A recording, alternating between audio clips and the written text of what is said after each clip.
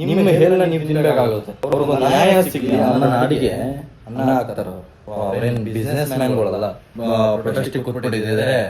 ನಮ್ಮ ರಾಜ್ಯದ ರಾಜಕಾರಣಿಗಳೆಲ್ಲರೂ ಹೋಗಿ ಅವ್ರ ಮುಂದೆ ಕೂತ್ಕೊಂಡು ಕಾಂಪ್ರಮೈಸ್ ಮಾಡಿ ಕರ್ಕೊಂಡು ಬಂದ್ಬಿಡ್ತಾ ಇದ್ರು.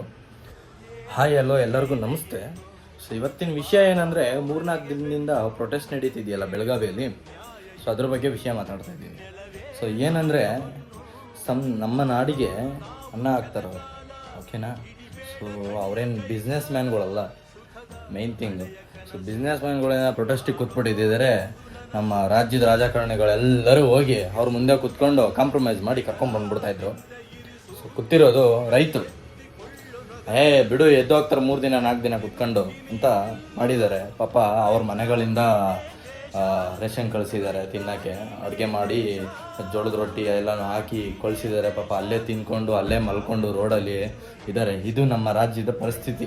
ರೈತರಿಗೆ ಅನ್ನ ಹಾಕೋರು, ಅವರು ನಮ್ಗೆ ಅನ್ನ ಹಾಕ್ತಾರೆ, ಆದರೆ ನಾವು ಅವ್ರನ್ನ ರೋಡಲ್ಲಿ ಮಲ್ಕೊಳ್ಳೋಕೆ ಬಿಟ್ಟಿದ್ದೀವಿ. ಸೊ ನನ್ನ ಒಂದು ಚಿಕ್ಕ ಮನವಿ ಏನಂದರೆ, ಎಲ್ಲರ ಹತ್ರನೂ ಇನ್ಸ್ಟಾಗ್ರಾಮ್ ಇದೆ, ಎಲ್ಲರ ಹತ್ರನೂ ಯೂಟ್ಯೂಬ್ ಇದೆ, ಎಲ್ಲರ ಹತ್ರನೂ ಫೇಸ್ಬುಕ್ ಇದೆ.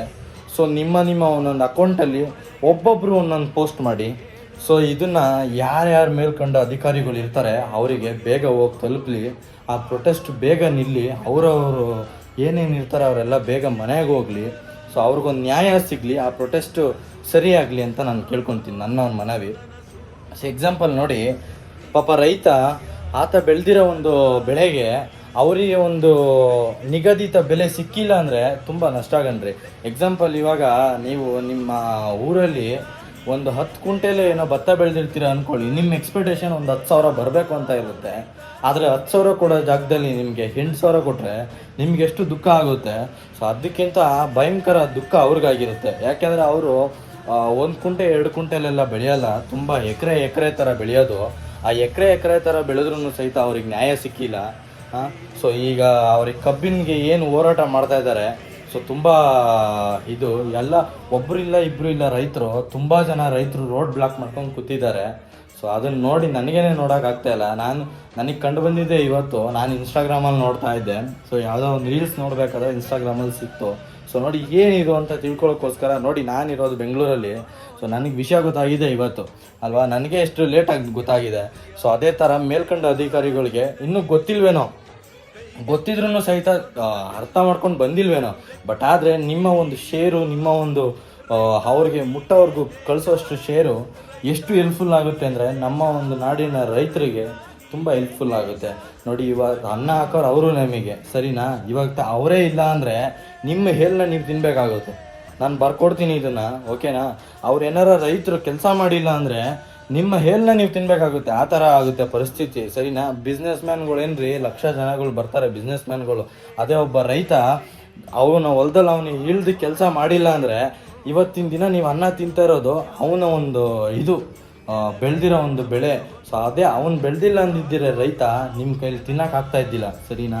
ಸೊ ಈ ನಿಮ್ಮೊಂದು ಮನವಿ ಏನಂದರೆ ನನ್ನಿಂದ, ಸೊ ಈ ಪ್ರತಿಯೊಬ್ಬರೂ ಶೇರ್ ಮಾಡಿ, ನ್ಯೂಸ್ನ ಒಂದು ಸ್ವಲ್ಪ ದೊಡ್ಡದು ಮಾಡಿ.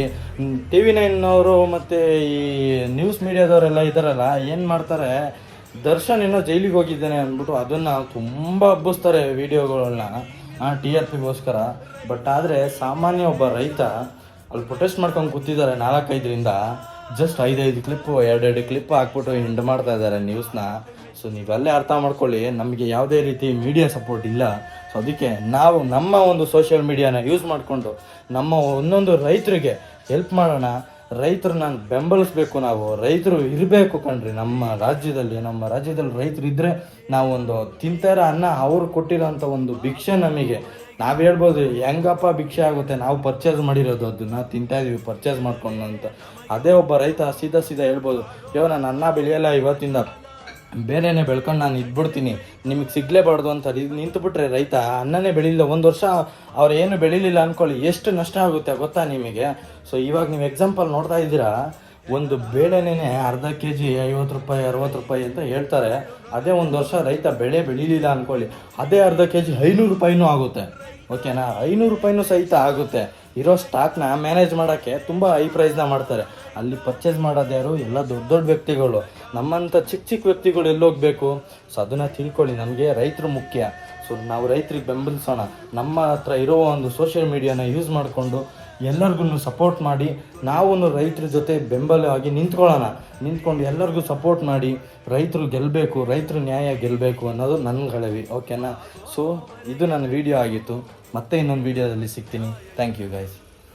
ಏಳೋ ಮೇಲೆ ಇನ್ನು ಬಾಗೋವರೆಗೆ ಬೆನ್ನು, ಕೇಳೋ ನ್ಯಾಯ ಇನ್ನು, ನೆಲವೇ ನಮಗೆ ಹೊನ್ನು, ಬಾಳೋದು ನಾವು ಕೆಲ ಕಾಲ, ಹಿಡಿಬೇಡ ಧಣಿಯ ಕೈಕಾಲ, ಸುಖದ ಹಳೆಯ ಕನಸು ಮಾಡೋ ಇಂದು ನನಸು, ವಿಜಯ ವೀರ್ಯ ಸೂರ್ಯ ಹೆಗಲ ಹಿಂದೆ ಇರಿಸು, ಕೈಗೆತ್ತಿಕೊಳ್ಳು ನೊಗಬಿಲ್ಲು, ಕೂಳೆತ್ತಿ ನುಗ್ಗಿ ನೀ ನಿಲ್ಲು, ರೈತ ನೀನೇ ದೇಶ, ರೈತ ನೀನೇ ದೇಶ, ರೈತ ನೀನೇ ದೇಶ, ನಿನ್ನ ಕಾಯಕ ಮೆಚ್ಚುವ ಈಶ.